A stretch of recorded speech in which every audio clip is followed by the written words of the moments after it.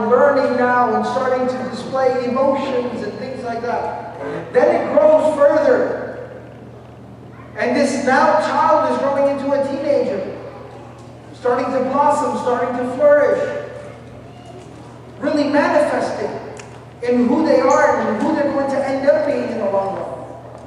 And then all of a sudden, it's the full moon in the middle of the month. This human being reaches his or her peak adulthood, where they're at the peak of their physical, emotional, intellectual capacity and ability. Full, glorious. How glorious is the full moon? Big and bright and beautiful and captivating and breathtaking. This human being at this phase, amazing, captivating, breathtaking, magnificent. And before, if the full moon was to get too proud or arrogant, well, then the full moon needs to remember that there's a decline that is coming at the same time. That human being oftentimes becomes very arrogant at that phase, but needs to understand that there is a decline now. And then the full moon starts to diminish. So what starts to happen? You start to kind of slow down a little bit. You play ball and your knees hurt afterwards, right, Sajid? Your knees start to ache kind of afterwards. You hurt your back a little bit, right? You start to have to wear glasses. You know, the gray hair starts to approach a little bit. It's all good. I want the gray hair. I make it look good. All right? Say mashallah, everybody. Jazakallah khair. Okay, so then it continues to diminish further. Now this human being is slowing down. Memory is failing, intelligence is failing, emotional capacity is decreasing. Until the full moon is barely there, a sliver. And that old age of the human being, where that human being literally has gone back to being completely, emotionally, psychologically, physically dependent. Just like that human being came into the world. Just like that human being came into the world. You know, one of my really, really good dear friends, his mother passed away a couple months ago. But I remember I was talking to him, visiting him, and before his mother passed away, and he was visiting his mother, and he was just talking to me, and he said, life really gets put into perspective when you sit there and you come back from work and you go and you sit down and you basically take baby food, mush. And you sit there with a spoon and you feed your own mother. Just like 20, 30 years ago, she sat there and fed you as a baby. It's come all the way through, sir. That's life. And that's what Allah subhanahu wa ta'ala is telling us to reflect on. Allah subhanahu wa ta'ala says, لَلشَّمْسُ يَنْبَغِي لَهَا أَنْ تُدْرِكَ الْقَمَرَ وَلَا اللَّيْلُ سَابِقُ النَّهَارِ وَكُلٌّ فِي فَلَكٍ يَسْبَحُونَ. Allah subhanahu wa ta'ala says that it is not appropriate, it is not allowed for the sun that it would crash into the moon. أن تدرك القمر ولا الليل سابق النهار, or that the night would overtake the day. وكل, each and every single thing in Allah's universe and Allah's creation, في فلك, it's like it's in a ship, يسبحون, smoothly sailing through the water. You know, like a big ship or a boat, how it parts the water and just sails smoothly across the water? Just cuts its way through and charts its course and kind of goes its route. Allah subhanahu wa ta'ala said, it's like all of Allah's creation are these different ships in this ocean that is the creation, the universe of Allah subhanahu wa ta'ala, and everything is moving on its course smoothly and flawlessly, just kind of smoothly cutting its way through, swimming its way through. But the miracle, the blessing from Allah subhanahu wa ta'ala is nothing crashes into anything else. Imagine the sun and the moon or different planets and stars start crashing into one another, life would be over. Allah talks about this, that imagine, إِنْ جَعَلَ اللَّهُ قُلْ أَرَأَيْتُمْ إِنْ جَعَلَ اللَّهُ عَلَيْكُمُ اللَّيْلَ سَرْمَدًا إِلَى يَوْمِ الْقِيَامَةِ. That you ever think that if Allah made it night for the rest of eternity, for the rest of time, مَنْ إِلَهٌ غَيْرُ اللَّهِ يَأْتِيكُمْ بِضِيَاءٍ فَلَا تَسْمَعُونَ. Who is there as a master, as a Lord that could bring you light? If Allah made it day forever, who could bring you the nighttime? Laylan taskununa fi, so you could find peace and comfort and some relief from the sun and from the heat and from the light. But there's a perfect balance Allah has created, exactly what we need to grow, to flourish, to continue. And these are all the blessings of Allah subhanahu wa ta'ala. These are all the blessings of Allah. And so Allah subhanahu wa ta'ala is reminding us of all these blessings. Look up into the sky. First Allah told us to look at the earth, reflect on the blessings of Allah. Now Allah subhanahu wa ta'ala has turned our attention to the sky and says, look at all the creation and all the blessings of Allah subhanahu wa ta'ala that you have to be thankful and grateful and appreciative for. Now Allah subhanahu wa ta'ala turns our attention towards the sea, water, the ocean. وَآيَةٌ لَهُمْ. And another miraculous sign for people, for human beings, that we carried their forefathers in the boat that was full, in the boat that was packed, maximum capacity. In another place in the Quran, Allah refers to al-fulk al-mashhun as the Ark of Nuh, the Ark of Noah, the Ark of Nuh alayhi salam. And Allah says that you are the progeny of a people whom Allah subhanahu wa ta'ala saved from perishing. The whole earth became covered and filled with water. But Allah subhanahu wa ta'ala saved you by saving your forefathers and putting them on a boat, on a ship. And you survived till today as a legacy of that blessing of Allah subhanahu wa ta'ala. Reflect on that. But Allah subhanahu wa ta'ala says that was the beginning of another series of blessings from Allah subhanahu wa ta'ala, another tradition. And what was that tradition? Allah subhanahu wa ta'ala tells us, وَخْلَقْنَا لَهُمْ مِنْ مِثْلِهِ مَا يَرْكَبُونَ. But Allah subhanahu wa ta'ala did you an extra favor. Once that those human beings in the creation of Allah loaded that ship, that ark, and they survived, Allah subhanahu wa ta'ala gave the human being the ability to recreate a similar structure, to make ships and boats, that they can travel over the water. Otherwise, think about the water, think about the ocean, think about the sea. We can't move around in the ocean, we can't cross through the ocean and the sea. We'd have no way. But Allah subhanahu wa ta'ala made this available to us and facilitated this for us. So now we're able to travel through all throughout the earth that Allah subhanahu wa ta'ala has created, and even onto the ocean, even onto the sea. But Allah says, وَإِنْ نَشَاء. Never get ahead of yourself. Never take anything for granted. Why? وَإِنْ نَشَاء نُغْرِقُهُمْ. Because Allah says if we wanted to, we could drown people in the middle of the ocean. فَلَا صَرِيخَ لَهُمْ. There would be no one there to hear their screams. Imagine drowning and sinking in the middle of the ocean. Who would be there to hear your screams? No one. No one would be there. I hate to make this type of reference, kind of like in the masjid. Anybody saw Life of Pi? See what I'm talking about? If you don't know what I'm talking about, don't worry about it. Anyways, alright? Waste of time. Stuff we love. So anyways, if you were out in the middle of the ocean, in the middle of the sea, and you started to drown, no one's there to save you, no one's there to hear your screams and your voices. Nor would they be saved or rescued. It is only the mercy of Allah that sustains us, that keeps us going. In ayah number 44, Allah says, إِلَّا رَحْمَةً مِنَّا.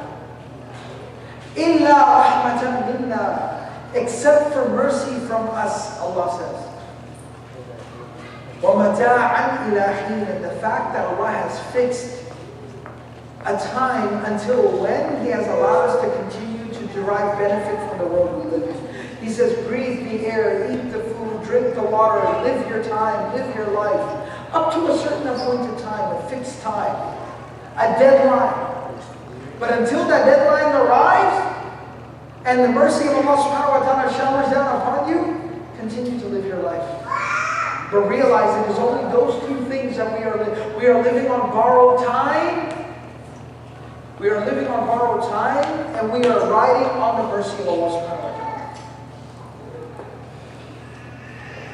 We are living on borrowed time, and we are riding on the waves of the mercy of Allah subhanahu wa ta'ala. And when we realize that, when we understand that, it takes away the intoxication of the life of this world. Because you understand that there's something I got to move on to. It takes away the intoxication of this dunya. And it also takes away the entitlement, which is the reason for a lot of times, you know, crisis of faith can be a very serious issue, but a lot of times what deemed as crisis of faith is a lack of perspective. It's a sense of entitlement.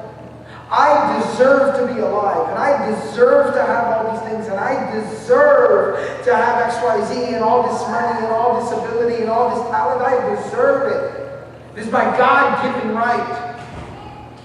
We got one thing right. It is God-given. It's just not a right. It's a God-given blessing. But if we don't have it, there's no justification, no license for complaining. Because it is the will, the decree, and the decision of Allah subhanahu wa ta'ala.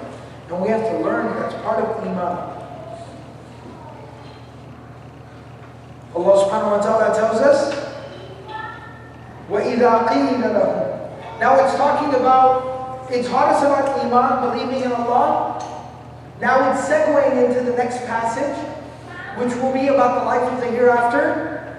But it does so by showing us, when Iman is not there, then the evil that manifests within people. وَإِذَا قِيلَ لَهُمْ. When people are intoxicated by the materialistic things of this world, when people are living a life of entitlement, spiritual entitlement, then the evil effect that can have on a person's soul. What we call somebody being soulless, which obviously doesn't literally mean that person is soulless, but it means a person has an evil soul, corrupted soul. What is it talking about? وَإِذَا قِيلَ لَهُمْ وَإِذَا قِيلَ لَهُمُ اتَّقُوا مَا بَيْنَ أَيْدِيكُمْ وَمَا خَلْفَكُمْ لَعَلَّكُمْ تُرْحَمُونَ. That when it is said to them, again, why did it say it is said to them? Because Allah says it, the Prophet says it, the Quran says it, the believers say it, the khutbah says it, the halaqah says it, the lecture says it. It's coming from them from all sides, at all times, in all places. When it is said to them, be conscious of your Lord. وَإِذَا قِيلَ لَهُمُ اتَّقُوا مَا بَيْنَ أَيْدِيكُمْ. Be conscious and aware of what lies ahead. The consequences of your choices. وَمَا خَلْفَكُمْ. And be conscious of what you are leaving behind. The deeds that you've done. This has two interpretations. Either it means the deeds you've already done and the deeds that you have yet to do, the decisions you have yet to make in the remainder of your life. So, the decisions that I made in the first 34 years of my life and the decisions that I will make in the next however much time I have left on this earth. Or it could also mean the choices and the decisions that you've made in the life that you've lived, the life of this world, and the consequences of those decisions and choices that lies ahead in the life of the hereafter. Why? لَعَلَّكُمْ تُرْحَمُونَ. This is the silver lining. So that, be conscious of your choices and the repercussions of your choices. Why? So that you may be showered with mercy. So that you may be showered with mercy. Now something interesting here. That's heavy. That's a heavy dose, right? Be conscious of how you lived your life and the outcome of your choices in life. But what does it say? So that you may be showered with mercy. We all want the mercy of Allah subhanahu wa ta'ala. Like I said, we're all riding the waves of the mercy of Allah. But getting the mercy of Allah subhanahu wa ta'ala, it doesn't demand perfection. You see, Allah subhanahu wa ta'ala has never, ever, no place has He demanded perfection of us. He hasn't demanded that we be perfect. He hasn't. Not even some great achievements and accomplishments. But what is required is an effort. Be conscious and make your best effort possible. Even if you fall terribly short. Even if you come up big time short. As long as you were conscious, you had the right focus, and you made put your best foot forward, that's really all that you need to do. Then you will be showered with the mercy of Allah subhanahu wa ta'ala. We want the mercy of Allah. Live a life of God consciousness.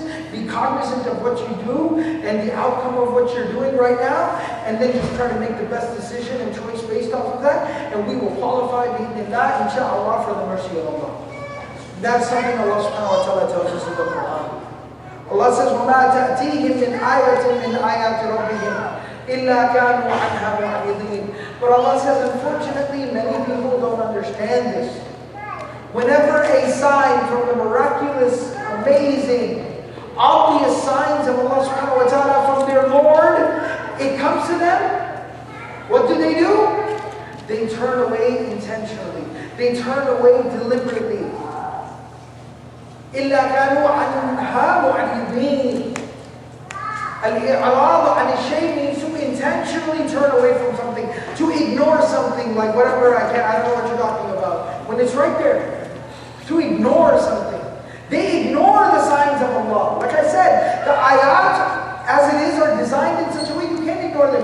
The ocean is an ayat, the sun is an ayat, the moon is an ayat. The fact that we are alive and sitting here and breathing and walking and talking and eating and drinking is all an ayat from Allah subhanahu wa ta'ala. These are the ayat of Allah. They can't be ignored. Like they can't be missed.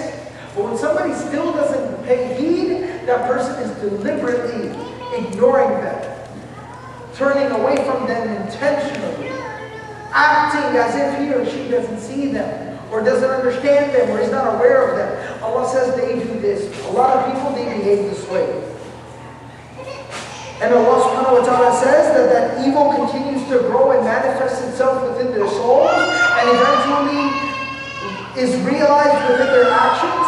And what is the outcome of that? Allah subhanahu wa ta'ala says in ayah number 47, وَإِذَا قِيلَ لَهُمْ أَنْفِقُوا مِمَّا رَزَقَكُمُ اللَّهُ. And similarly, when it is said to them, when they are advised, when they are told, when they are instructed, when they are reminded, when it is explained to them, أَنْفِقُوا مِمَّا رَزَقَكُمُ اللَّهُ. Spend from that which Allah has provided to you. Really interesting, huh? Spend, and then the word min is used. The word min is tab'id. Min in the Arabic language is used to show a portion, a part of something. Don't spend all of what Allah gave you, but spend a small part of what Allah gave you. What is zakat? Do you want me to simplify zakat into one line? And that's a disservice, which would oversimplify things. But for the sake of our discussion here, let me simplify zakat. 2.5% of our savings once a year. Not the house you live in, not the car you drive in, not the clothes you wear, not the computer you're sitting on. No. Not the 70-inch TV that you have on your wall. None of that. It is 2.5% of your savings. Just once a year. How minimal is that of what we have? It's such a small fraction of what we own and what we possess. Allah said give that much. But the catch is this. أَنْفِقُوا مِمَّا, so only spend a small portion of what? رَزَقَكُمُ اللَّهُ. Who gave it to you? Allah gave it to you. Can you imagine that? Can you imagine like lunchtime? Lunchtime, you come and you give me a whole pizza. I'm sitting there at the table. You come and you put down a whole pizza, like here's some pizza. Big old whole pizza, full box of pizza. And then you come back 2 minutes later and you're like, oh yeah, let me grab a slice. No, you can't have any. What would you do? I'll tell you what I would do. I'd pick up the box and walk out. I gave it to you and I can take it away. That's what I would do. I mean, just think about how bizarre that would be. Forget about the audacity or the bad akhlaq or the bad character, all that stuff. Forget about that. Just how bizarre would that behavior be? Like, here, man, can you hold on to my phone for me? Brother says, sure.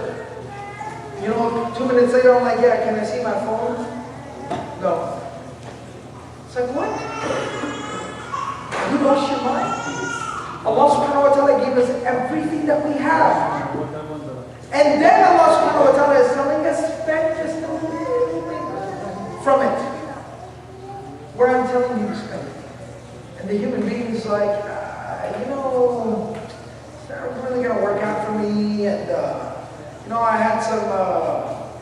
check with my financial consultants.